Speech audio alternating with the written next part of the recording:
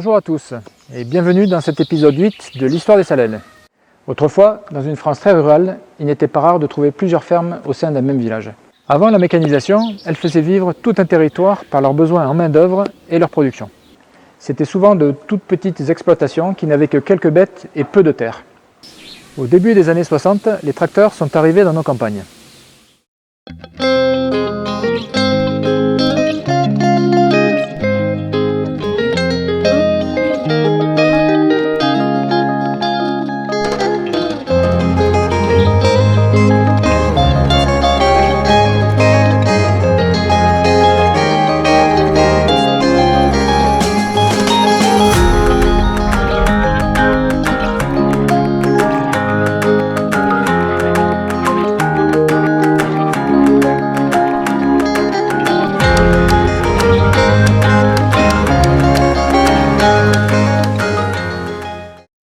Sur notre commune, avant les tracteurs, il y a eu jusqu'à 7 attelages de bœufs. Sur cette photo des années 1920, on peut voir une charrette et un char traversant le pont.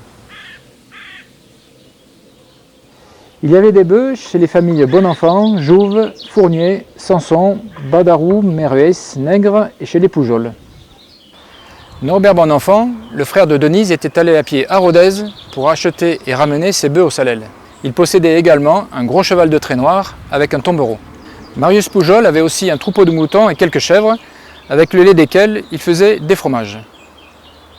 L'étable et la grange se situaient ici, dans cette maison. Les Jouves et les Bonenfant avaient chacun une étable sous ce bâtiment. Il y avait plusieurs troupeaux de vaches au village. L'étable du troupeau de M. Sanson était située ici. L'étable du troupeau de M. Meruès était située ici, dessous la maison. Les Meruès avaient aussi quelques brebis. Il y avait également un troupeau de brebis chez les Humbert qui était gardé par Louisou. Louisou était ouvrier agricole et appréciait des enfants qui restaient avec lui pendant qu'il gardait les moutons. Firmin et Firminou Badarou, père et fils, avaient deux bergeries. Une ici et l'autre ici. C'était le dernier troupeau au village au début des années 1990.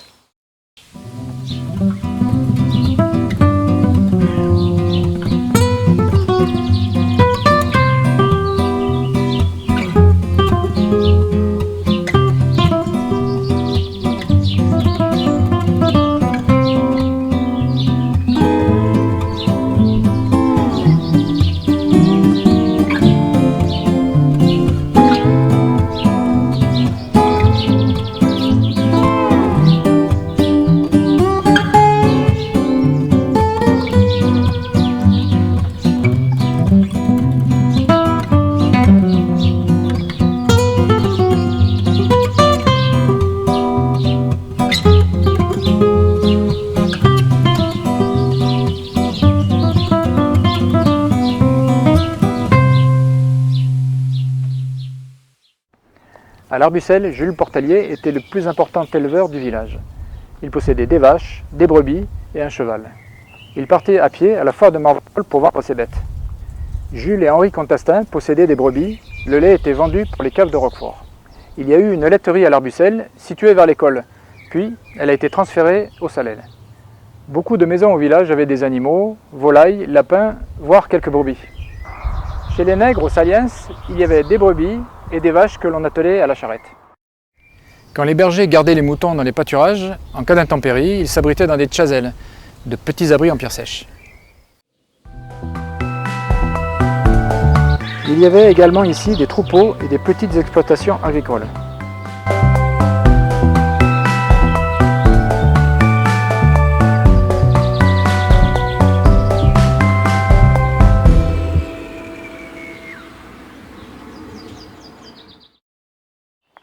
Le travail à la batteuse était long et fastidieux. Il demandait de la main-d'œuvre et souvent on faisait appel aux voisins. Une fois les gerbes de blé passées dans la batteuse, le grain était mis dans des sacs. La paille était ensuite mise dans des ballots qui étaient tirés par des bœufs dans des granges. Les enfants se régalaient de se faire tracter en montant sur ces ballots. Les chars à bœufs utilisaient le montadou, une rampe maçonnée située sur une façade permettant l'accès à la grange. Il y avait des montadous devant la grange des Poujols et devant celle des Badarou. À Pontillac, dans les années 50, la famille Bessières faisait du beurre. Pour cette production, les Bessières avaient une écrémeuse pour récolter la crème, puis le lait écrémé était donné aux cochons. Ils avaient acheté un frigo en 1954, ce qui a grandement simplifié la conservation du beurre. Avant le frigo, il fallait placer le beurre dans une source fraîche, la Douce, située entre Pontillac et Séletch, pour le conserver au frais. Madame Bessières vendait également son beurre au Salel à la sortie de la messe, et elle passait aussi chez les gens. Un fromager de Marvejols, pendant sa tournée, venait également lui acheter une partie de sa production.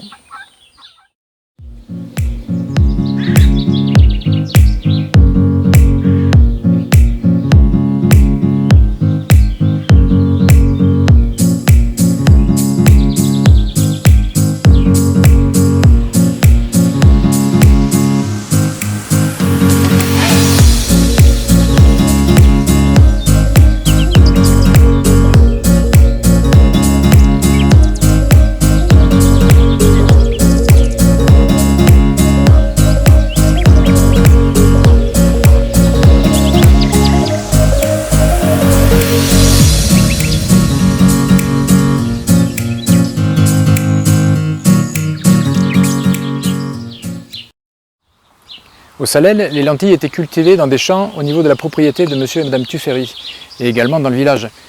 Il fallait les ramasser tôt le matin afin que l'humidité de la rosée les empêche de tomber en les coupant. Puis on les amenait sur les terrasses pour marcher dessus, pour les dépiquer, puis on les passait au ventaire. L'histoire ne dit pas si elles ont concurrencé celles du puits. Sur une grande partie des coteaux côté Adré, au-dessus de la RN 88, il y avait des vignes cultivées sur des failles. On y faisait un vin destiné à la consommation courante. Beaucoup de familles avec quelques pieds de vigne et leurs tonneaux dans les caves. On retrouve encore des cabanes de vignes dans les champs au-dessus de la Nationale, où l'on stockait des tonneaux et des outils pour l'entretien des vignes. Dans une de ces cabanes, il y a encore une tine. C'était un bac maçonné où l'on pressait le raisin. Dans les vignes, il y avait également quelques pieds pour récolter du raisin de table qui était de bonne qualité. Les vendanges se faisaient assez tard, en général au mois d'octobre. On trouve également des vignes autour de l'Arbucel. Avant l'arrivée des machines, les agriculteurs coupaient l'herbe et le blé avec des faux. L'aiguisage des faux était donc primordial et c'était une spécialité que certains, dont Marcel Jouve ou Gabriel Deltour, maîtrisaient bien. On disait taper les faux pour cette tâche. Il s'agissait dans un premier temps, à l'aide d'une petite enclume et d'un marteau, de taper sur le bord de la lame afin de l'affiner et ensuite de passer la pierre à aiguiser.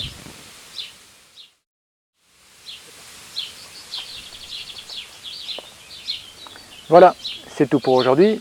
Si vous avez apprécié, un petit pouce bleu. Pour voir les épisodes à venir, abonnez-vous. N'hésitez pas à laisser un petit commentaire pour savoir ce que vous pensez de la série. Dans le prochain épisode, nous parlerons des ressources et de la gare SNCF. A bientôt!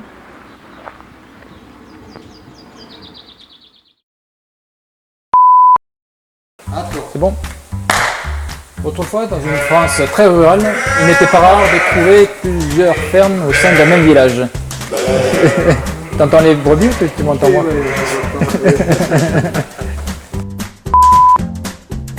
C'est bon? Je refais clap ou pas?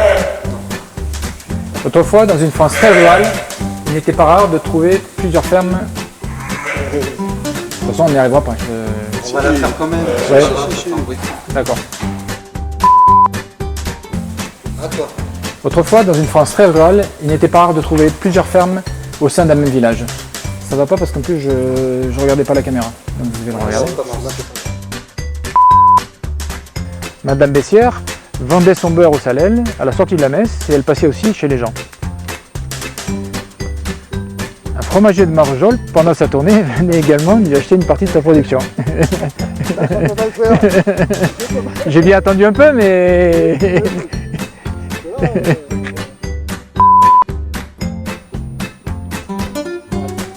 Il y avait plusieurs troupeaux de vaches au village. L'étable, ça va pas Michel? Moi aussi, j'ai eu la tête bouger. On disait taper les faux pour cette tâche. On recommence. À toi.